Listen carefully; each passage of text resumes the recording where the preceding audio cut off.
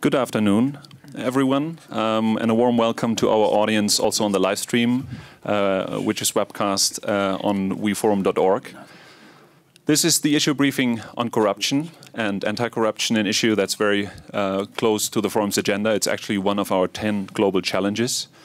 And as you know, the forum is concerned with issues like competitiveness and growth, and corruption plays an important role here. It's a big hurdle to growth. And with that, I'll pass on. Let me first introduce the panel, of course, because we have a very distinct panel here today. And true to the forum's multi-stakeholder approach, we do have all important sectors represented. To my immediate left is Elaine Dezenski. She is a senior director with the World Economic Forum and has been heading the efforts of the World Economic Forum in anti-corruption for several years, in particular the Partnering Against Corruption initiative, PACI. To her left is Stephen Almond, who is the global chairman of Deloitte, who will share the business perspective on corruption here. Further to the left is Dr. Kobus de Zwart, who's the managing director of Transparency International, who will share the view from the civil sector perspective. And all the way to the left is Mr. Angel Gurría, who is the Secretary General of the OECD, the Organization for Economic Cooperation and Development. And without further ado, I'll hand over to my colleague, Elaine Dezenski. Elaine. Thank you very much. I thought I would start with a bit of the context around the corruption conversation here in Davos. I think when we talk about corruption from the forum perspective, we see it as one of the key elements to unlocking global growth. And this is really a good place to start. It's about corruption as a moral issue, but it's also about corruption as an impediment. And as I think about the many topics that come up over the course of this week in Davos, whether it's trust in leadership, what to do about fragile states, thinking about geopolitical risk and the uncertainty right now in the economic system, inevitably there is some sort of link back to corruption as a core driver of this instability. And I think that's an important element of where we go around this conversation in the future.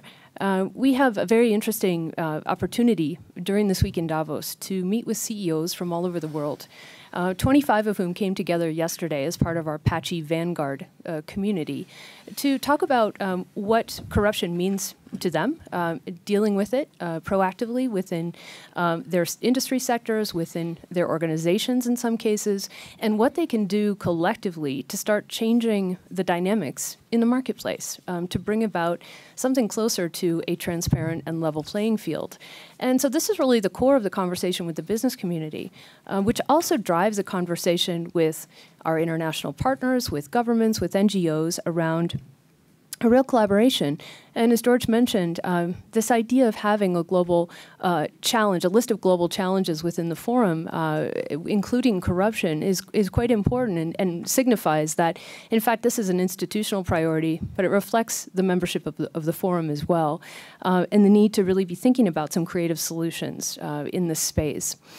So one of the key issues that we'll be moving on in the next year as we further develop the anti-corruption agenda is a partnership to really put forward some strong recommendations and implementation based on the agenda of the B20 and the G20 dialogues on anti-corruption. And this is important because the G20, B20 process is what we think is the closest to achieving an aligned global agenda across business, government, including civil society. And in fact, the partners here on the press dais have all been involved in this process of creating a set of recommendations that we think will have great impact around the anti-corruption arena. It includes topics like beneficial ownership, collective action, working with small and medium-sized enterprises, and really building out the capacity in both the public sector and the private sector to deal with some pretty thorny issues. So as we move forward this year, we're going to be launching this partnership around this B20 process, and we think that that's going to lead to some really interesting opportunities to implement a very strong agenda around anti-corruption. Thank you, Elaine. Stephen, over to you.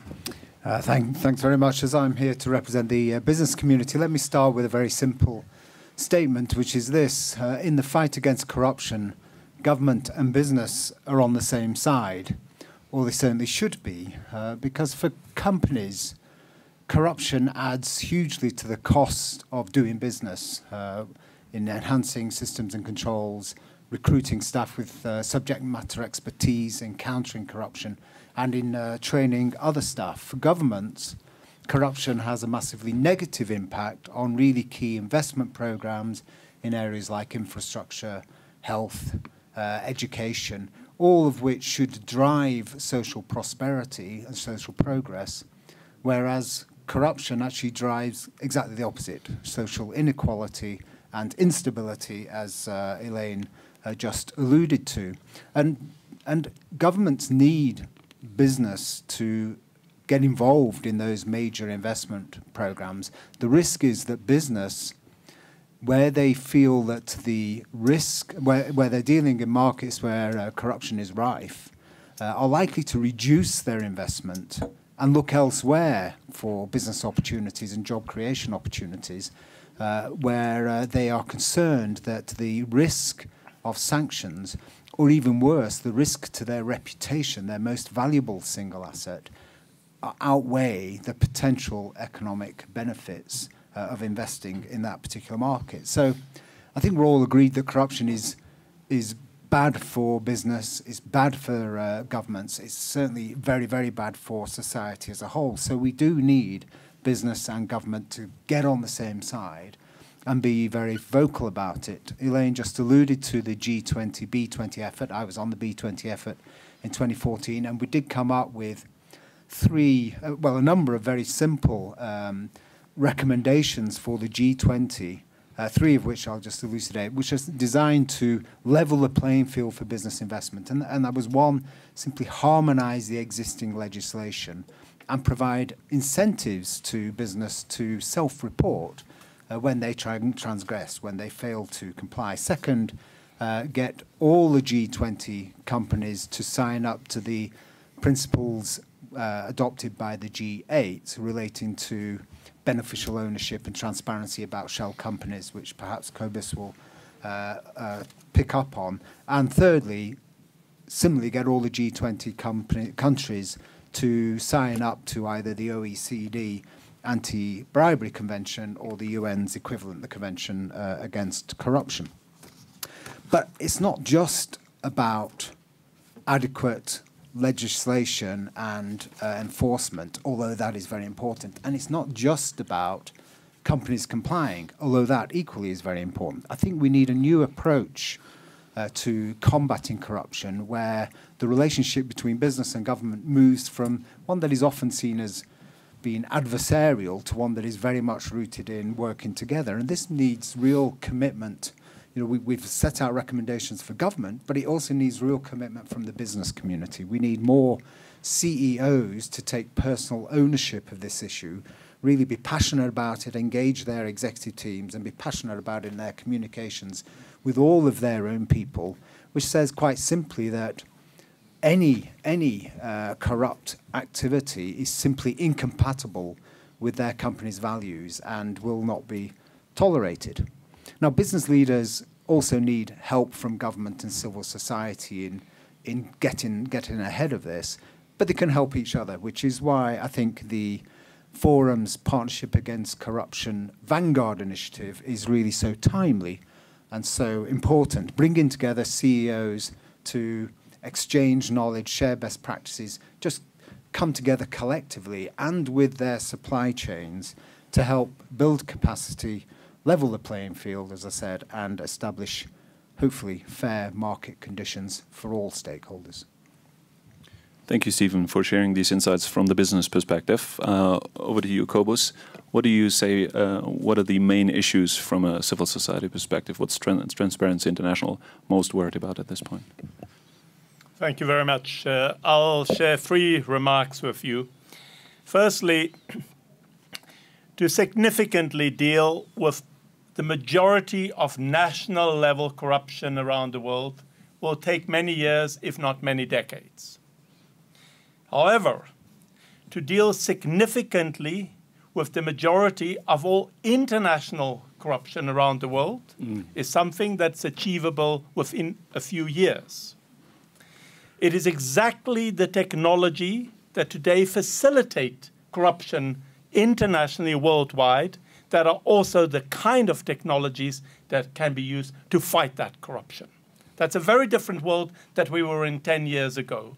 And that's why, on an international level, it is the lack of political will that remains the major obstacle in fighting corruption.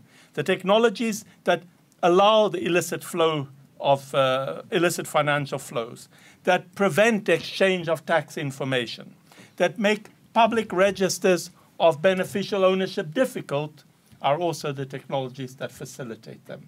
So it's in this context that I go to my second point, where the work of the B20 and the G20 become particularly important, because those are currently the strongest instruments that we have to move these issues on international corruption.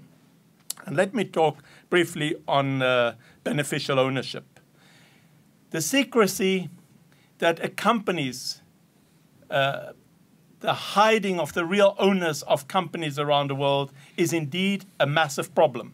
If you look at the World Bank, they studied 213 biggest anti-corruption, grand corruption cases over the last 30 years.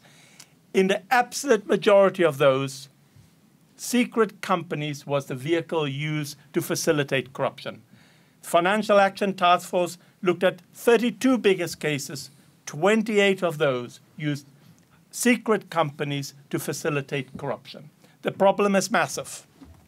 And if you think about it, there's nobody, I believe, in this room today that will get on a commercial airline if there's no list of the passengers and if there's not basic security on the luggage.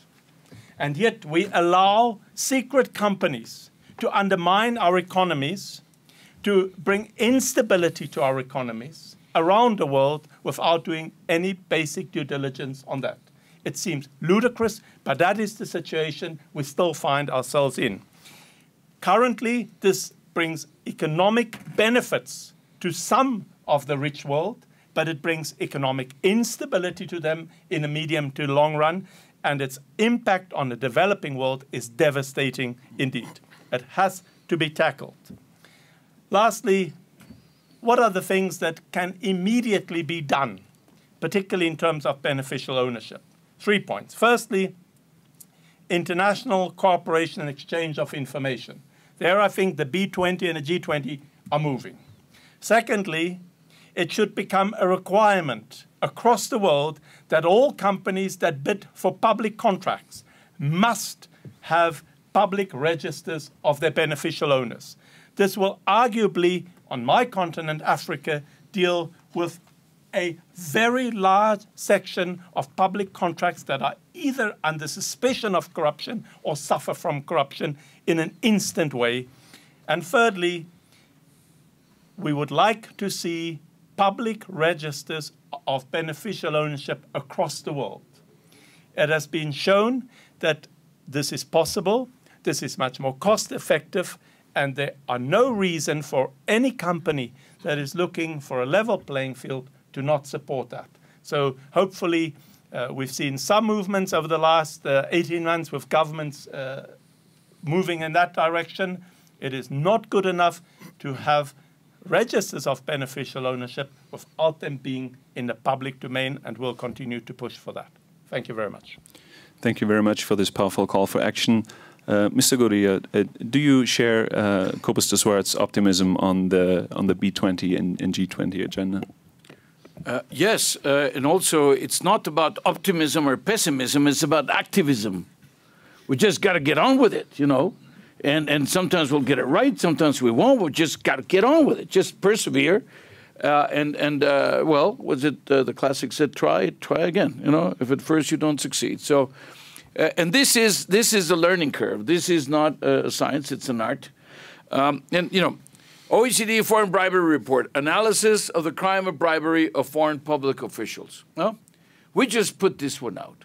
It's 15 years of the Anti-Bribery Convention, which I'm the depository at the OECD with the other. And so 427 concluded cases of bribery against foreign public officials. It shows that companies are still engaged in corrupt transactions at the highest level. Interesting, in more than half of the cases, corporate management was involved. So the myth of the rogue employee is debunked. You know, that means this goes all the way.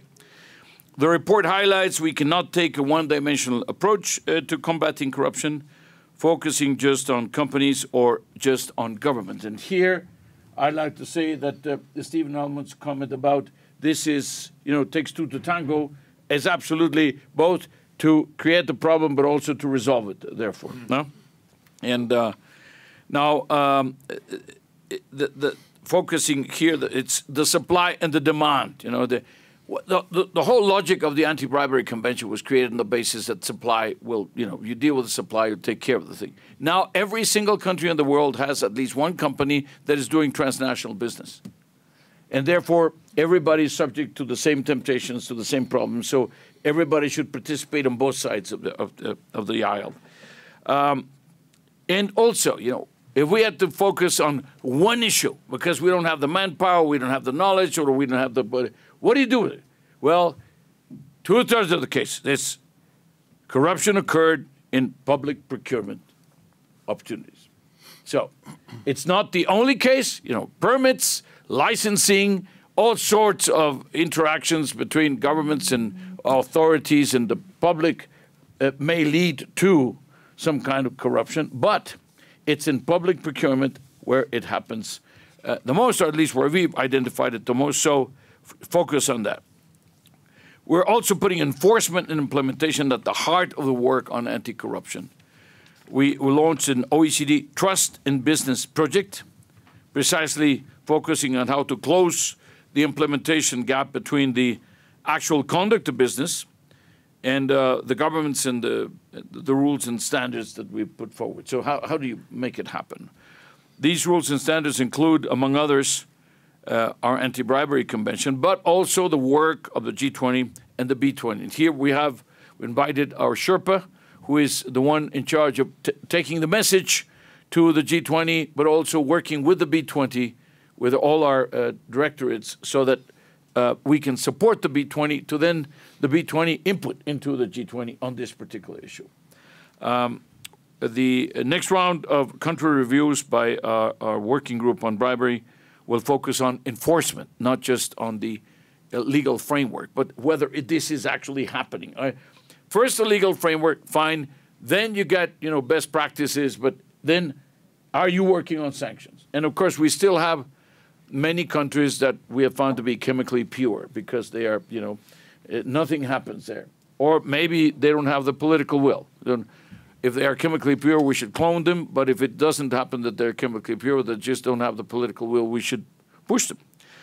By the way, there's a lot of emphasis on naming and shaming, but there was a suggestion in one of our meetings that we should also have naming and faming because we should encourage proper best practices and best behaviors. And we should, you know, reward the companies that actually have these best practices, that have compliance officers and that are worried about this, and the governments that are doing it, like the Colombians who have this ombudsman about corruption. You know, these should become best practices, and we should take a look at that. And then somebody said, like, instead of whistleblowers, trumpet blowers, because you know, whistleblowers for the bad things, trumpet blowers for the good things. You know, so again. Stress the positive incentives also, but also, I say, also the bad stuff also we have to keep in the books. So the question of beneficial ownership, well, I think Kobus made the point very well, and so did everybody else about why this is very critical.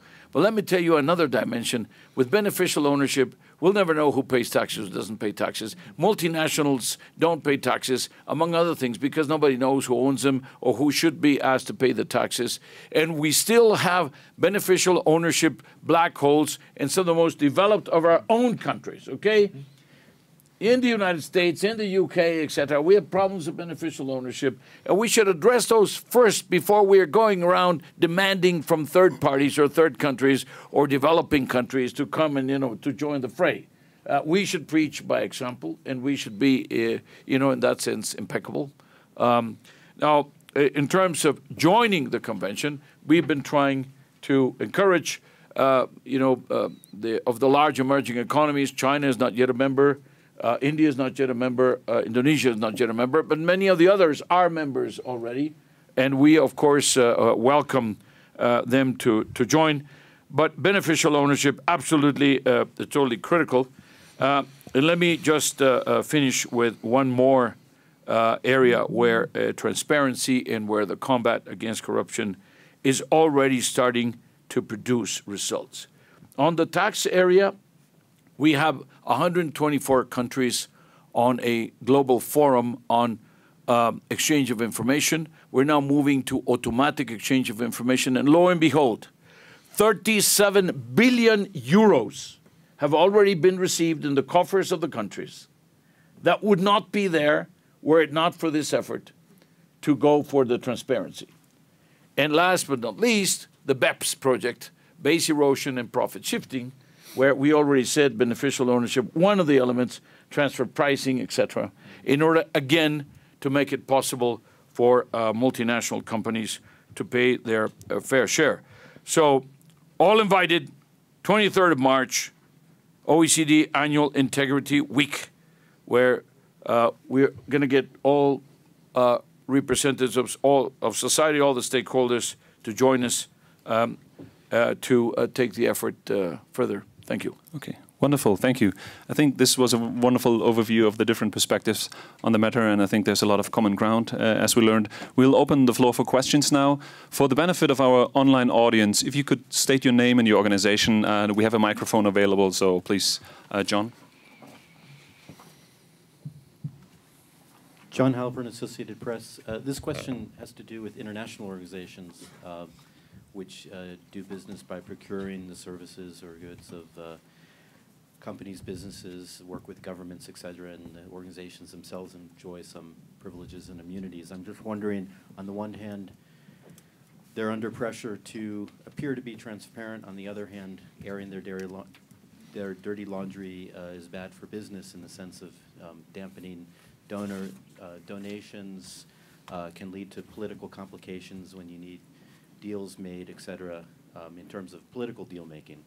I'm just wondering, in that situation, what do you see as the levers for improving that situation and getting the more than, it just seems like there's only maybe a few governments out there that truly have the wherewithal or the desire or the ability to pressure the organizations to be more transparent, to truly be more transparent and reveal what they've found.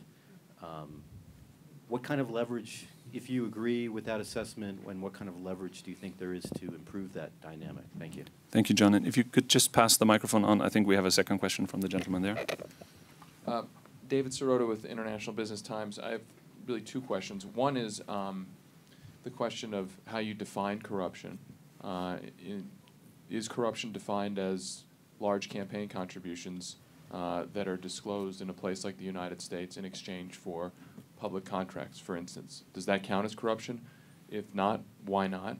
And my second question is about transparency. There's an issue in the United States about transparency in a particular form of public contracting around pensions. Private equity firms say that they will not they don't want to release the terms of their deals with state governments. I know KKR works with, for instance, Transparency International. KKR has threatened state governments if state governments disclose the terms of their agreements with private equity companies, and there have been allegations of corruption in awarding of those contracts. I'd be curious about Transparency International's work with KKR, and also the general idea of how can there be transparency to fight corruption when companies say that they need a lack of transparency to protect trade secrets and so-called commercial secrets. Thank you, David.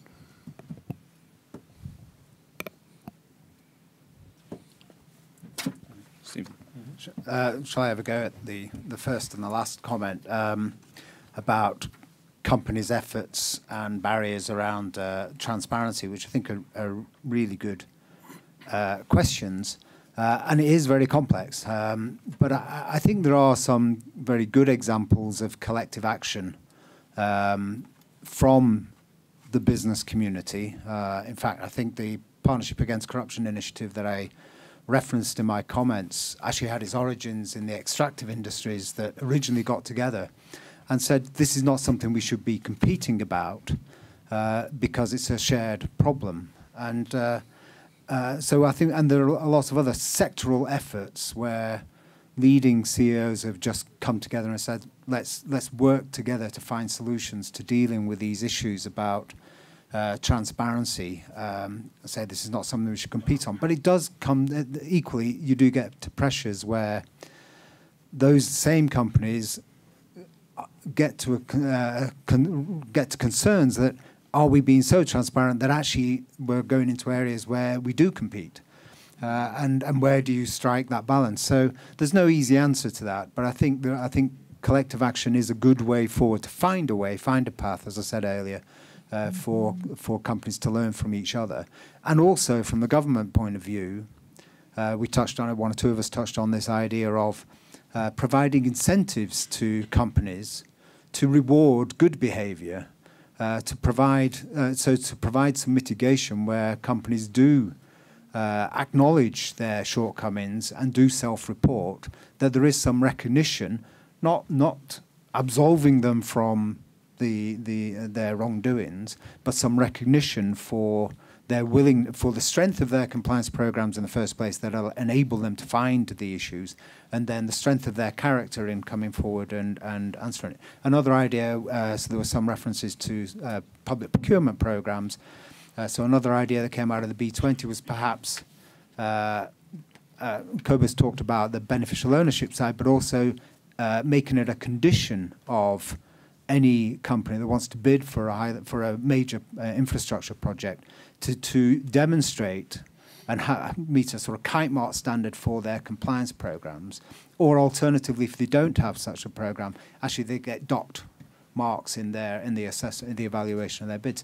But these are all short steps on what is going to be a marathon. So they're good questions, but those are some suggestions of steps towards solution.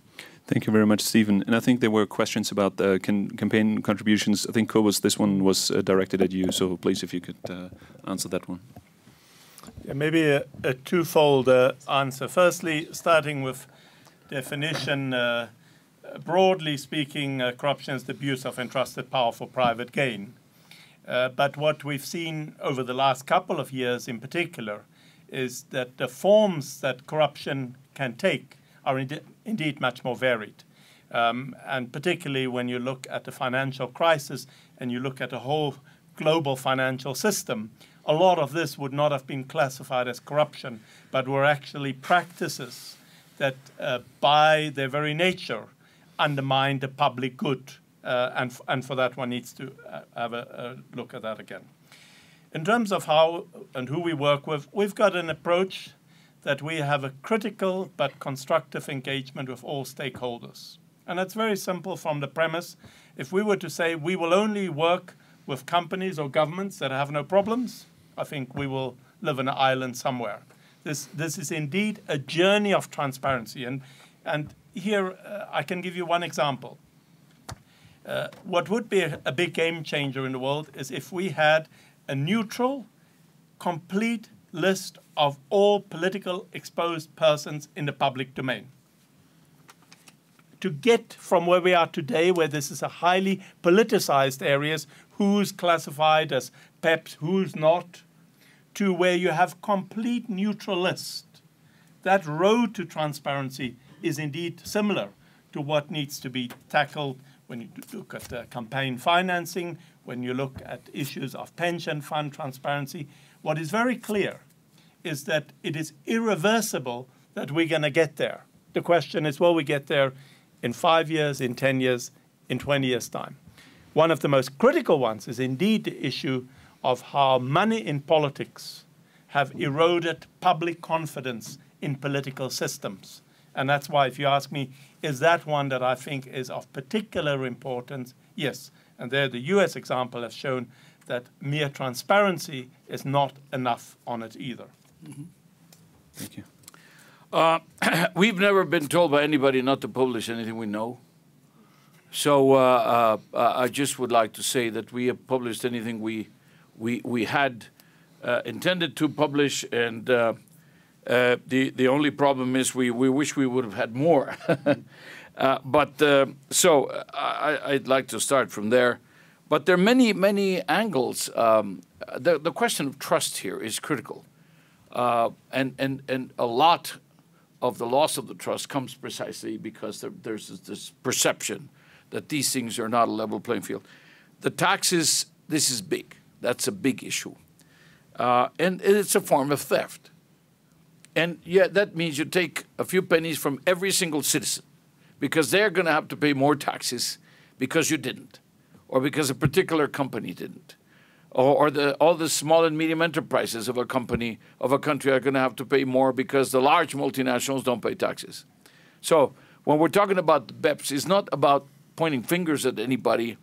You want to encourage companies to invest, but you want also everybody to put their fair share. We are insisting as much on avoiding double taxation as on avoiding double non-taxation, okay?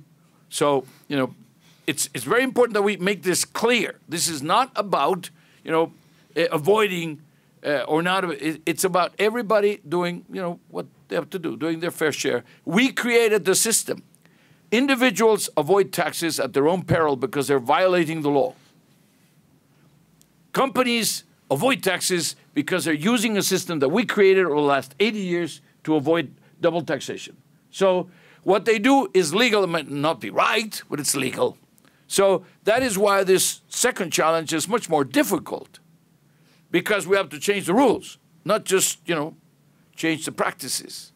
So now, bribes is a different question, because, you know, you say, how do you define, you know, corruption? Well, it's like, you know, it's difficult. It's in many codes, in practically every single code, both domestic corruption as well as foreign corruption. But it's also one way where you see when there is corruption is much more than just taking money home in your pocket for your own bank account. You mentioned a case of at least distortions of you know, campaign contributions. Cobus mentioned. You're talking about the last campaign cost, what, $1 billion or something like that? And then the Supreme Court came up with authorization that the PACs and the super PACs could put up, you know, enormous amounts of money, not for a candidate, for a cause. Therefore, you know, it allowed a new crowd, you know, a new generation of monies to go into the campaigns. And what is it about? It's about avoiding capture. It's about avoiding capture, what you just said. It is not just about contracts. It's about policy. You know, policy or policies that would favor a particular group that were generous, you know, in the campaign. So it's not just about taking money home. The other question is about financing democracies. How many political giants, you know, have fallen because they didn't take a penny home, but they wanted to finance the campaigns. They wanted to finance their parties through, you know, some indirect, inappropriate way. And, you know, that's very important. Now, let me just, I have to say also, every donation, every penny of donation is public in the U.S., and every penny of contracts is public. Therefore, it's at least a little, you know, easier to look at both sides and denounce it if there's something else. The question of, you know, contracts and pensions are particular issues, I think. The question is, how does one, with better information, with greater transparency, but also, you know, with greater awareness of the question of what's going on and how that actually affects the public in the broadest sense.